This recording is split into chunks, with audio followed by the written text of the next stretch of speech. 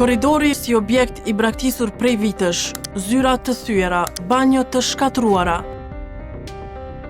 Pas mohimit fillestar nga policia, kur Vox Kosova raportoi ekskluzivisht për gjendjen e mjerueshme e kushtet e tmerrshme të kampit të policisë speciale në Verzymeri në Mitrovic, tashmë gjërat kanë ndryshuar. Policia e Kosovës tash ka konfirmuar se raportimi ishte i saktë dhe për këtë arsye ka shpallur tender për renovime në këtë qendër trajnimi e banimit të policëve të Kosovës. Siç u kujtohet, fillimisht e mohuan, ndërsa raportimin hulumtues e quajtën manipulim, por tashmë procedura e tenderimit është hapur dhe vlera e parashikuar për materiale ndërtimi e renovimi është 15.927 euro.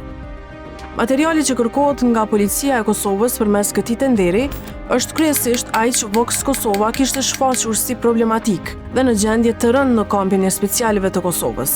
Tenderi është hapur më 11 maj dhe kompanitë kanë të drejtë të aplikojnë deri më 22 maj të këtij viti. Ministria e Punëve të Brendshme udhëhequr nga Xhelal Sfejsla, e cila për 3 vite me radhë ka planifikuar nga 1 deri në 6 milion euro për ndërtimin e plotë të kampit, nuk është deklaruar asnjëherë për këtë gjendje dhe për mos realizimin e premtimeve të saj.